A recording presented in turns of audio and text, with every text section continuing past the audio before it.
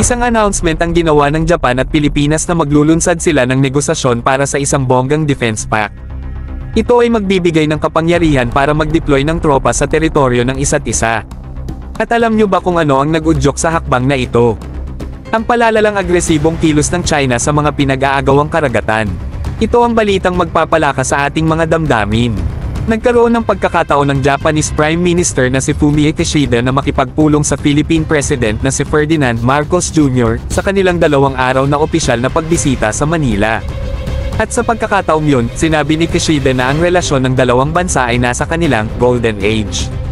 Wow! Di ba swabe? Sa kanilang pagpupulong, ipinahayag ni Kishida at Marcos Jr. ang kanilang serious concerns sa pagtaas ng tensyon sa East China Sea at South China Sea. Dito sa mga karagatang ito, nagkakaroon ng mga alitan sa teritoryo ang China, Japan, at Pilipinas. Pero alam nyo ba, hindi sila papaapi. Ang negosasyon para sa defense pact na ito ay isang malakas na hakbang, mga bro. Ito ang malinaw na senyales na ang Japan at Pilipinas ay nagkakaisa at handang harapin ang mga hamon na dulot ng agresibong kilos ng China.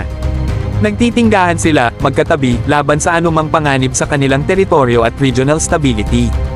Kaya't magsilbing saksi sa pagsilang ng isang bagong yugto ng kooperasyong pangdepensa.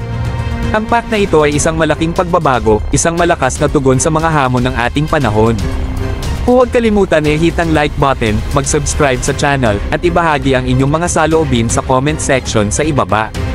Ipagdiwang natin ang mahalagang kooperasyon na ito at ang positibong epekto nito sa regional security.